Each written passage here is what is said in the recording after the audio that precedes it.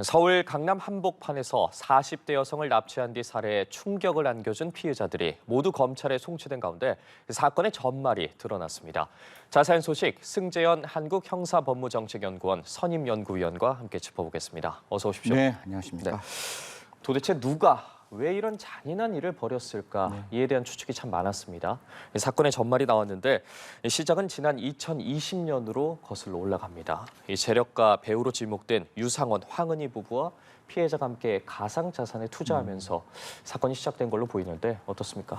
사실 뭐 앵커 기억하시겠지만 2000년, 2021년은 알트코인이라 그러죠. 가상자산이라고 말을 해야 될지 가상화폐라고 말을 해야 될지 사실 이쪽에 있는 저 전문가조차도 그 정확한 정의가 어려운 그 가상 자산이라 그럴게요. 어차피 화폐라 그러면 이게 화폐로 오해하실 수 있어서 시청자분들께서 가상 자산이 엄청나게 이렇게 하루하루 다르게 모든 사람들의 꿈의 시장이 되었어요. 뭐 보통 우리가 뭐 1원짜리가 100원이 되고 100원짜리가 1000원이 되는 그런 어떤 그 상태였는데 아니나 다를까 그 2020년에 피코인이라는 게 있습니다. 이게 뭐 똑같은 알트코인 중에 하나인데 뭐 우리나라의 환경을 좀 좋게 만들면 그 환경을 좋게 만드는 집에 이 코인을 주고 이 코인으로 물건을 살 수 있다 이렇게 굉장히 홍보를 하면서 이 피코인이 굉장히 저렴한 가격에서 거의 10,000원 가까이 올라가는 상황이 되었고 그 피코인이라는 그 시장들이 현실적으로 현물 거래가 안 되면 갑자기 또 이렇게 곤두박질 쳐서 떨어져서 거의 화폐 가치가 없어지는 그런 상황이 되었어요. 이러다 보니까 그 투자했는 사람들 사이에 이제 갑론을박이 시작됐는 거죠. 그 갑론을박 중에 한 사람이 지금 이 피해자와 지금 이 황 씨 부부의 이제 관계되는 문제였고 이게 뭐 범죄 수법이라가 조금 죄송스러운데 말하기가 좀 조심스러운데 이미 뭐 언론에 다 나왔으니까 이게 시세 조종이라가 MM이라는 게 있습니다. 마켓 메이킹이라는 어떤 수법이 있는데 자전거래라 그래서 스스로 돈을 올리고 내리고 해서 그러면 돈을 올리고 내리려면 이 코인들이 일정 부분 있어야 되잖아요. 사고 팔고 이렇게 올라가야 되는 거니까. 그런데 지금 주장은 이 황 씨 부부의 주장은 이 피해자가 그 피코인을 안 내놓아서 이 거래가 안 되었다. 그래서 이 금액이 곤두박질 쳤다는 것 때문에 그 관계자들 사이에 이게 굉장히 이렇게 좀 이렇게 앙금이 쌓였는 것 같아요. 그 앙금이 지금의 납치 살인 사건이 되었다는 말씀드리겠습니다. 특히나 코인 투자 둘러싼 여러 사건 사고가 최근 몇 년 동안 상당히 많이 발생을 했습니다. 이번 사건 역시도 코인 투자가 부른 비극인데 관련해서 어떻게 연관 지어봐야 될까요? 제가 이게 가상화폐, 가상자산이 제일 처음에 국내에 들어왔을 때 여기에 대해서 국가가 어떠한 위치매김을 할 것인가에 대해서 굉장히 또 나름대로 고민을 했던 부분이고 그 당시에 기억나시는지 모르겠지만 정부의 A 부처에서는 이걸 규제해야 된다라고 말하고 정부의 B 부처에서는 아니다. 이거는 좀 우리가 보호하고 육성해야 되는 미래의 어떤 그 자산이다. 이렇게 이야기를 했던 적이 있어서 양 기관의 약간 좀 이렇게 스탠스가 좀 달랐어요. 다르고 난 다음에 이 알트코인이 젊은이들의 굉장히 꿈의 시장이 되었습니다. 아까 제가 말씀드렸다시피 옛날에는 뭐 1억 벌었다, 2억 벌었다 이게 어떻게 보면 굉장히 좀 이렇게 회자되는 이야기였는데 그 당시는 10억 벌었다 그러면 뭘 10억 벌어? 100억 벌었다 그러면 좀 벌었네? 1000억 벌었다는 사람들도 종종 있는 그 꿈의 시장이 되었기 때문에 이 시장에 대해서 규제가 굉장히 헐거러울 수밖에 없었던 시장, 규제가 굉장히 약했던 시장이 될 수밖에 없었고 지금 제가 이야기 드리고 싶은 거는 그렇게 규제가 없었기 때문에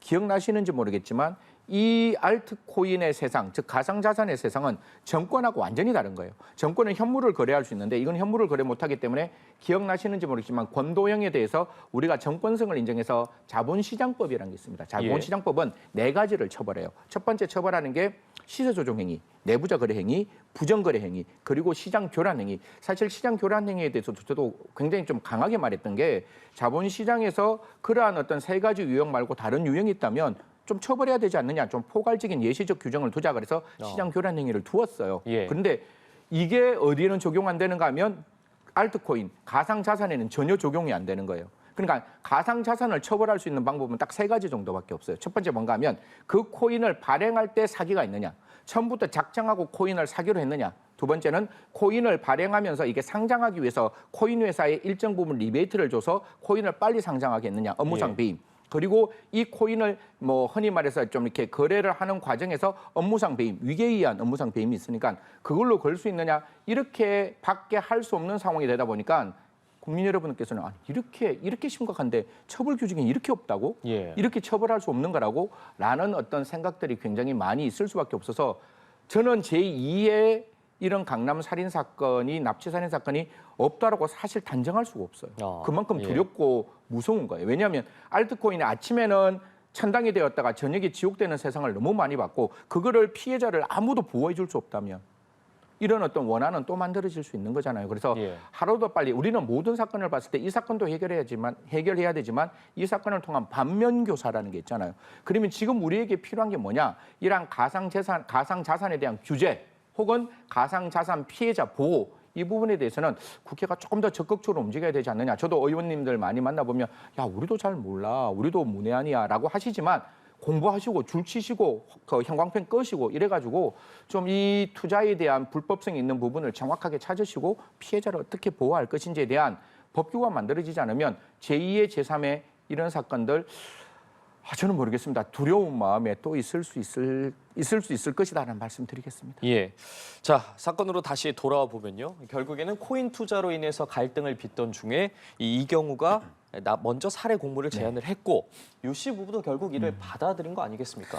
사실 이 부분은 공범자들의 주장들이다 보니까 제가 누가 맞고 누가 틀렸다라고 단언할 수는 없지만 지금 누가 제안했다 또 아니다 이 사람이 제안했다 이런 어떤 왔다 갔다 하는 말들이 나오잖아요. 이걸 우리는 형사법에서 형사소송법 혹은 형법에서 뭐라고 하는가 하면 공동가공의 의사라고 이야기를 해요. 그러니까 한 사람의 범행을 묵인하는 것에 그치지 않고 그 사람과 일심동체가 돼서 그 사람의 범행을 나의 범행으로 옮겨내는 정도의 의사. 이게 뭐 판례 문구라서 제가 조금 길게 말씀드렸는데 우리 같이 한번 해보자. 이거 그냥 너만의 일이 아니고 나만의 일이 아니고 우리 같이 한번 해보자. 이런 어떤 의사가 되었기 때문에 지금 이 경우가 제안했다라고 하지만 황 씨 부부도 또 제안했던 부분이 있거든요. 뭐 착수금을 4천만 원 줬다는 이런 설들이 있기 때문에 이 두 관계에서는 한쪽의 어떤 일방적인 의사가 아니라 저는 그렇게 봅니다. 두 사람 다 이 피해자를 사망에 이르게 하기 위해서 철두철미한 계획을 짠 사람들이다. 다른 말로 다 공동정범, 정범성이 인정된다라는 말씀드리겠습니다. 예.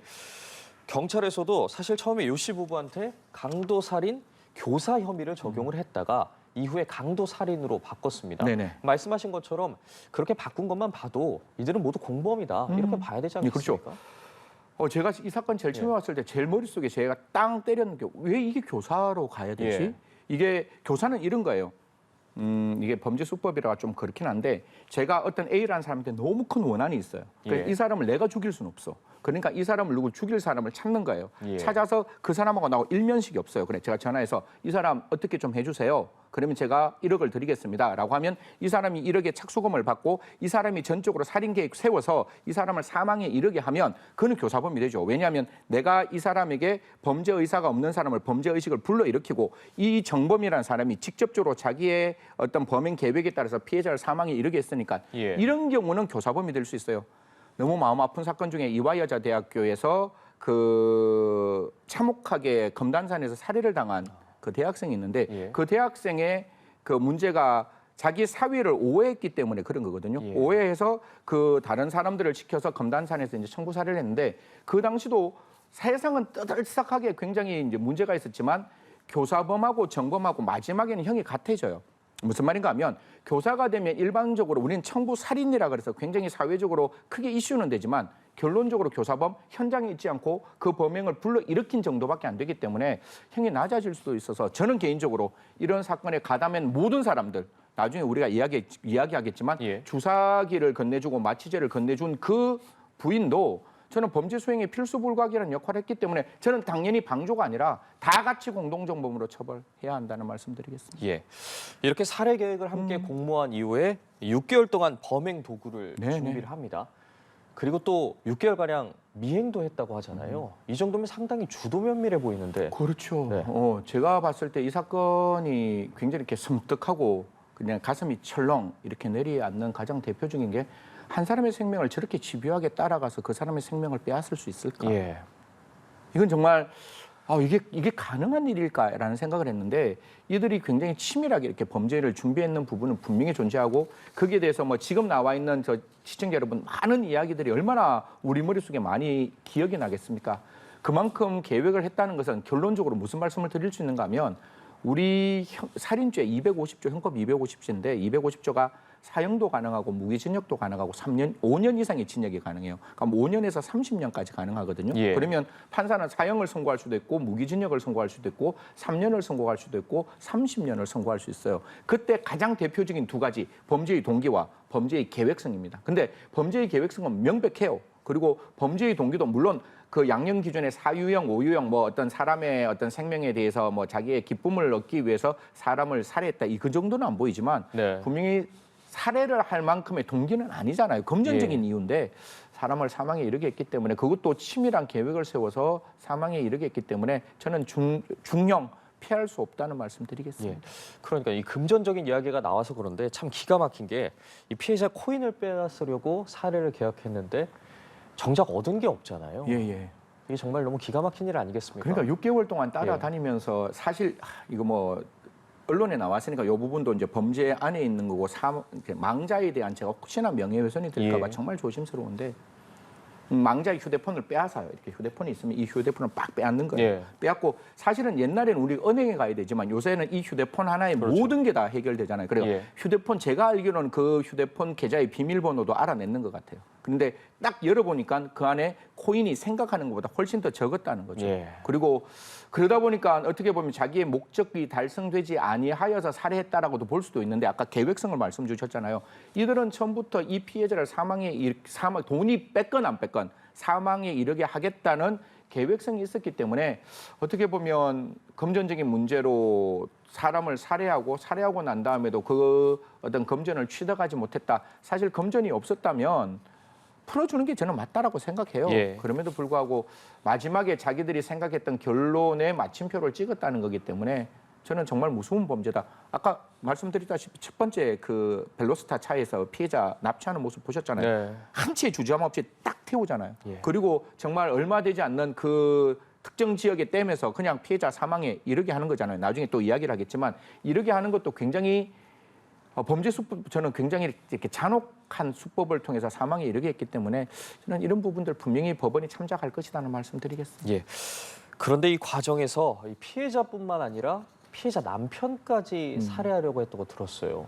왜 남편까지 살해하려고 했어요? 아까 제가 말씀드렸잖아요. 이게 피코인이라는 이 코인에 가람있는 사람들이잖아요. 그럼 피코인을 그 피해자 혼자 피코인을 운영했겠어요? 그 피코인을 운영하는 그 과정에 남편도 일정 부분 같이 함께 했을 거잖아요. 그러다 보면 분노라는 게 보통 어떻게 일어나는가 하면 한 사람에 대한 지양된 분노가 그 사람과 연결된 사람까지 알게 되면 그 분노가 전파됩니다. 분노는 자라나게 되고 자라난 분노는 걷잡을 수 없게 되는 거예요. 그러다 보니까 어떻게 보면 그 사람은 지금 남편은 구속되어 있는 상황이었기 때문에 사실상 좀 화를 면했을 수도 있는데 피해자 입장에서는 그런 입장이 아니었기 때문에 좀 화를 당했고 이들의 입장에서는 그 피코인과 관련된 사람들에 대해서 전부 다 분노가 진짜 어마어마하게 자랐는 것 같아요. 자랐기 때문에 아까도 제가 말씀드렸다시피 이런 분노가 안 만들어지려면 그 피해자들을 어떻게 보호하고 이 가해자들을 어떻게 처벌할 것이냐. 즉 주가 조작을 했다면 주가 조작을 했는 과정에 있어서의 불법성을 국가가 먼저 스크리닝을 해서 그 불법에 대해서 국가가 네가 잘못했어. 너는 분명히 잘못했으니까 내가 너를 이렇게 처벌할 거야. 라고 하면 국민의 분노는 좀 떨어질 수 있을 것 같아요. 결론적으로 말씀드리겠습니다.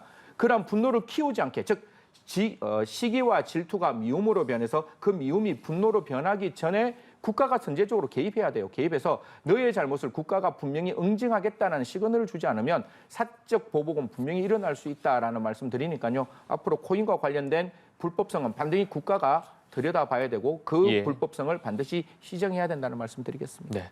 피해자의 사인도 밝혀졌습니다.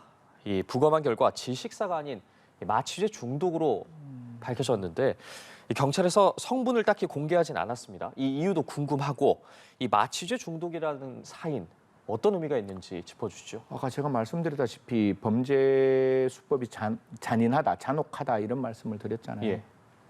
저는 경찰이 마취제 성분 절대로 얘기해서는 안 된다라는 말씀 드리고 그 마취제가 무엇이라고도 말해서는 안 돼요. 왜냐하면 다른 범행에 모방할 수 있는 거잖아요. 예. 그러니까 그냥 이 자체가 전 너무너무 싫은 거예요. 그 싫고 그 마취제가 결국 어느 정도 투약이 되어서 그 사람은 자기 스스로 호흡을 할 수 없는 상황까지 그 마취제를 계속해서 투약했다라는 것 때문에 어떻게 보면 이거 참 조심스러운 말씀인데 사망하는 과정을 스스로 알고 있는 상황에서 사망에 이르게 되었다는 점이 저는 정말 섬뜩하고 무섭다라는 이야기입니다. 이거 그래서 아까 말씀드렸죠. 이거 마취제 안 줬으면 사망했겠어요? 이 범행에서 가장 중요한 도구로 사용하는 게 그 마취제잖아요. 그럼 마취제를 줬으면 범죄 수행에 필수 불가결한 역할을 했는 거잖아요. 제발 경찰하고 검찰은 생각 좀 바꾸십시오. 이게 어떻게 방조가 되겠습니까? 방조가 되면 형법상 분명히 그 법정형의 2분의 1을 내루어야 돼요. 그리고 또 그 범죄는 흔히 말해서 범죄를 도우는 것에 지나지 않아야 되는데 우리가 공동정범 조금 어려운 이야기인데 기능적 행위집에 다른 말로는 범죄 수행에 있어서 필수 불가결한 행위를 했다면 구속요건적 행위가 아니더라도 우리는 공동정범으로 이미 기소했고 재판해 왔던 거예요. 그러면 그 마취자가 사망에 필요한 어떤 도구로 사용했고 이게 범죄 수행에 필수 불가결한 역할을 했다면 그분께는 미안하겠지만 저는 분명히 사망의 기능적 역할을 분담했다고 봅니다. 그러면 그 안에도 저는 분명히 강도살인죄의 공동정범으로 가는 게 그게 형사사법 정의에 맞다라는 말씀, 제 개인적인 의견이지만 저도 형사법의 전문가로서 그렇게 하는 게 맞다라는 말씀 드리겠습니다. 예, 저희가 사건을 계속 짚어드리고 있습니다만 이 사건을 파면 팔수록 새로운 인물의 용의자들이 계속해서 나오고 있거든요.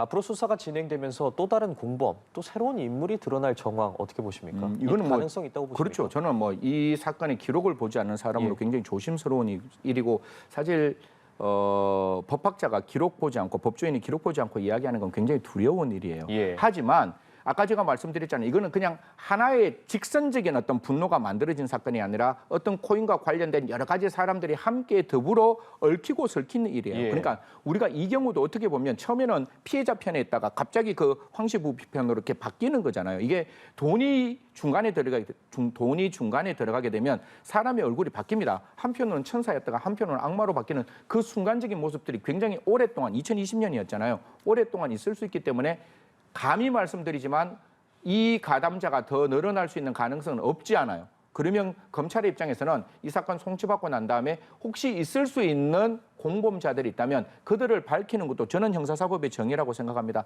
한 사람의 생명이 무참하게 뺏긴 사건, 피해자는 말할 수 없어요. 말할 수 없는 그 사건에 검찰만이 그 피해자의 영혼을 달래줄 수 있고 유가족의 마음을 위로해 줄 수 있으니까요. 가담한 사람 있는지 없는지 꼼꼼하고 촘촘하고 탄탄하게 수사할 필요 있다는 말씀 드리겠습니다. 예, 알겠습니다. 강남 납치 살해 사건의 전말에 대해 승재현 한국형사법무정책연구원 선임연구위원과 함께 짚어봤습니다. 오늘 말씀 고맙습니다.